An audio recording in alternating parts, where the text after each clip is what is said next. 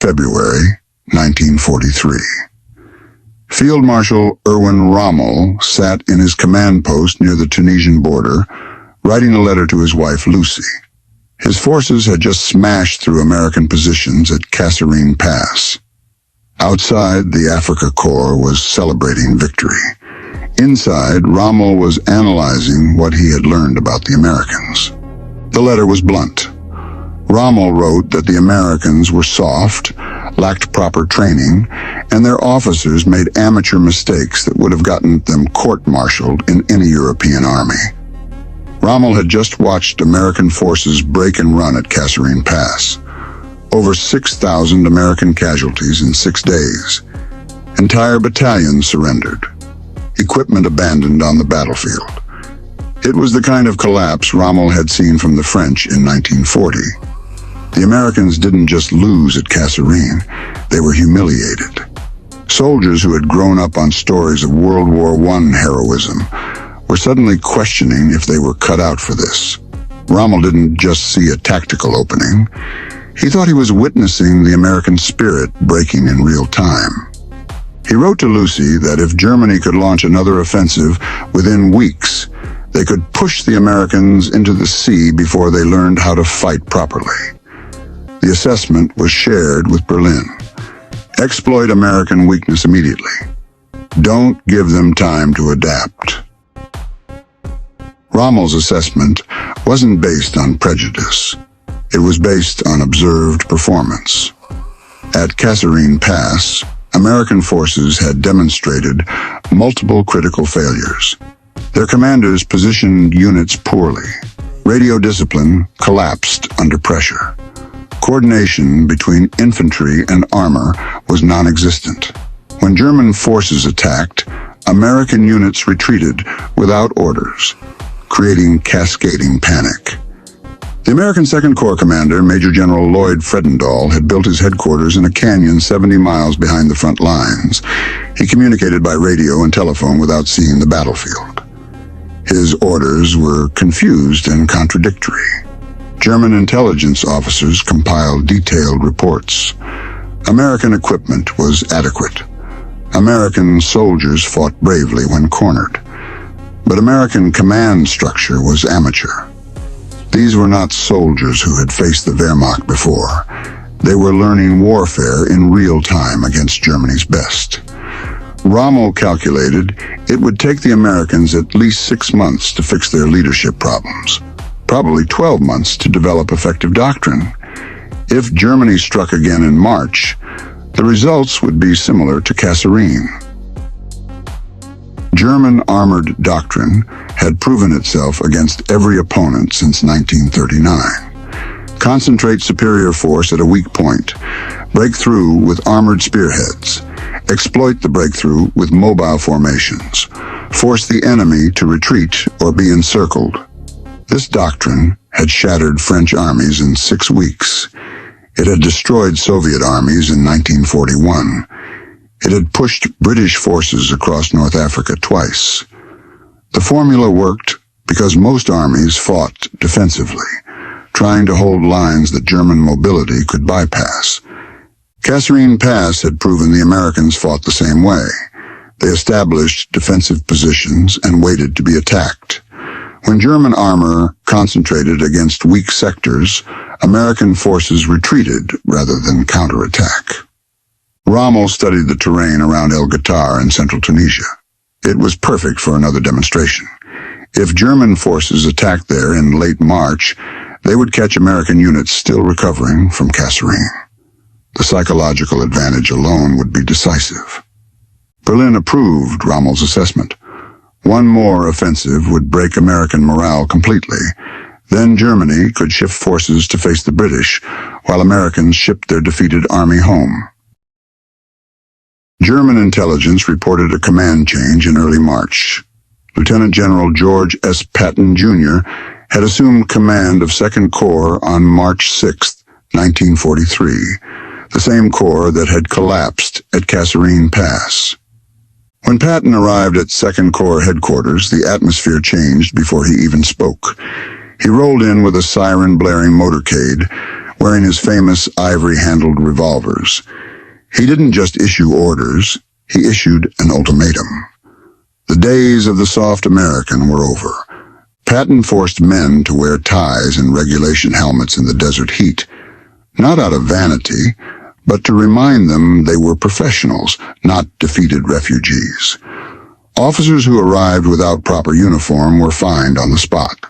Soldiers who didn't salute were reprimanded publicly. One general couldn't fix systemic problems in 3 weeks. That was the German assessment. Patton might improve morale slightly.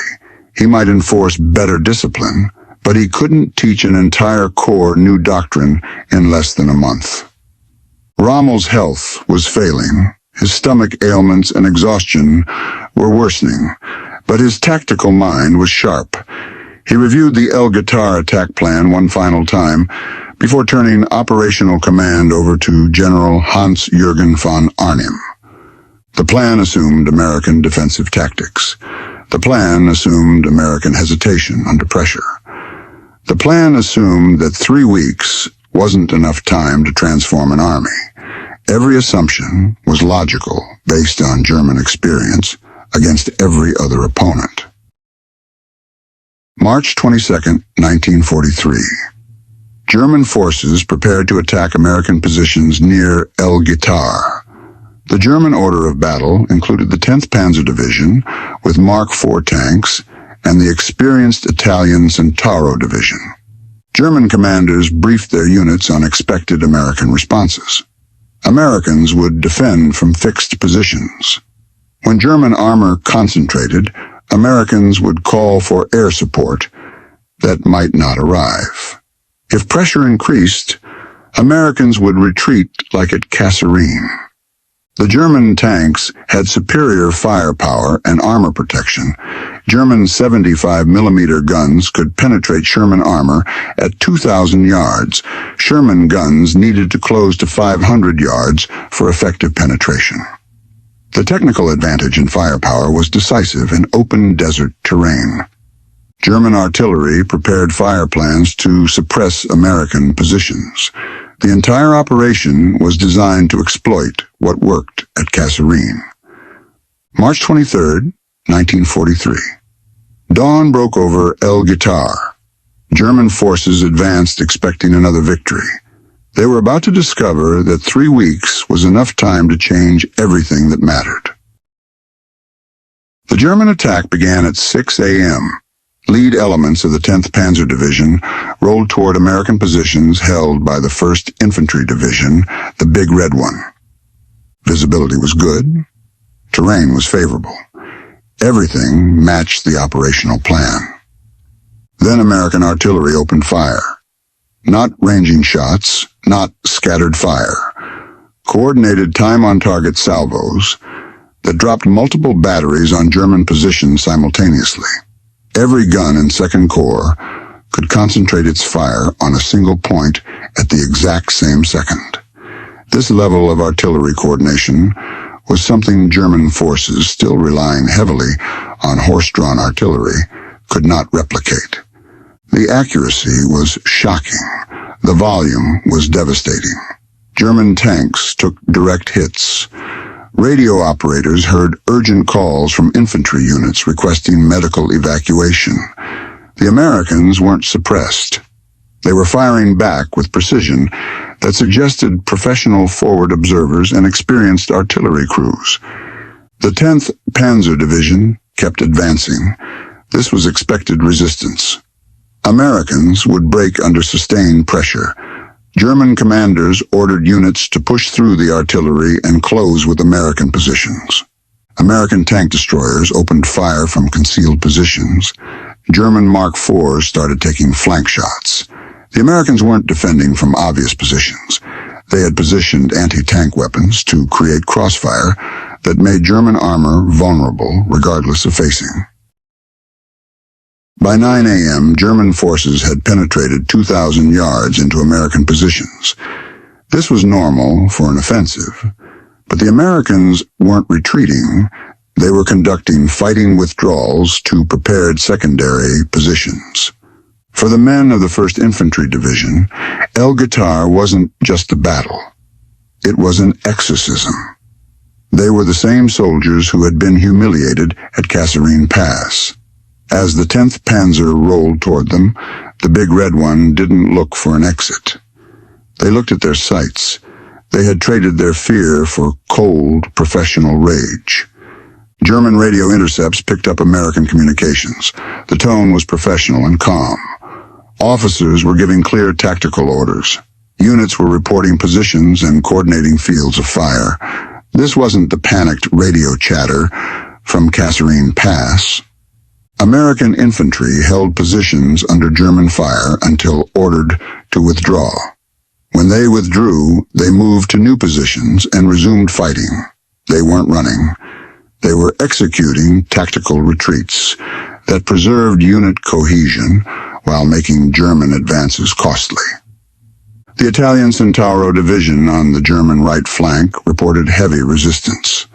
American counterfire was pinning their infantry.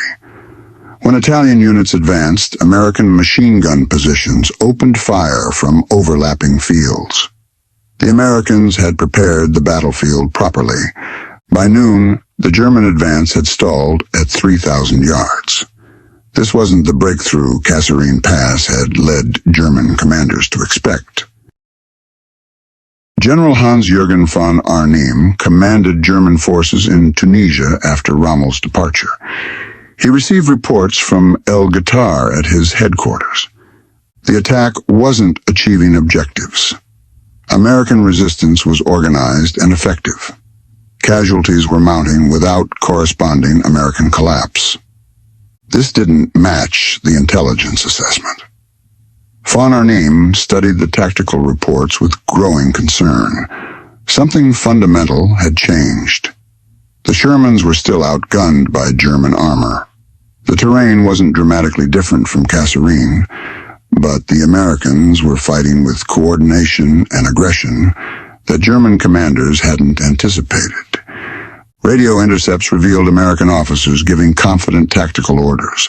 Artillery was concentrating fire with devastating precision. Infantry was counterattacking instead of retreating. This wasn't the demoralized force from 3 weeks earlier. March 24th. Von Arnim recommended calling off the offensive. German casualties were significant without achieving breakthrough. The Americans were too strong in their current positions. The attack was suspended and German forces withdrew.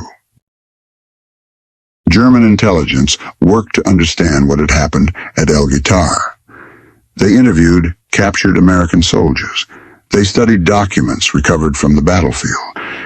They needed to know what created the transformation. The Americans hadn't received new equipment. They hadn't received significant reinforcements. They hadn't trained for months in new tactics. The change happened in 21 days under Patton's command. Patton's method was simple but radical. First, leadership purge. He fired officers who hesitated. He promoted men who attacked. Command positions went to officers who understood that speed and aggression won battles. Second, doctrine revolution. Every unit learned to counterattack immediately when attacked. Artillery concentrated fire to achieve overwhelming effects at decisive points. Defense meant aggressive patrolling and spoiling attacks, never passive waiting. Third, psychological transformation. Patton convinced soldiers they were superior to their enemy, not through speeches, but through training that rewarded aggression and punished caution. Units that performed well received public recognition. Officers who failed were relieved immediately. The entire Corps learned one lesson. Attack succeeds. Hesitation fails. German commanders analyzed what El Guitar revealed about American capabilities. The Americans had adopted a doctrine that neutralized German tactical advantages. German doctrine relied on concentrated armor breaking through weak points. American doctrine responded with mobile anti-tank weapons positioned to create crossfire. German advances became costly, regardless of armor superiority. German doctrine assumed defenders would retreat under sustained pressure. American doctrine taught immediate counterattacks that disrupted German momentum. What looked like victory suddenly became a fight for survival. German doctrine emphasized technical superiority and tactical excellence. American doctrine emphasized coordination and overwhelming firepower. The Germans prided themselves on the individual skill of the panzer commander. The Americans countered with the industrial might of time-on-target artillery strikes. It was a mechanical symphony of violence. For German infantry, it felt like the sky was falling. They weren't fighting individual soldiers. They were fighting a coordinated machine that had finally found its rhythm. The Americans weren't trying to match German technical advantages. They were making technical advantages irrelevant through superior coordination. Rommel had written revised assessments before leaving Tunisia. The Americans had learned faster than any opponent Germany had faced. They had identified their weaknesses at Kasserine and fixed them in 3 weeks. Any future offensive against American forces would require significantly more resources and different tactics.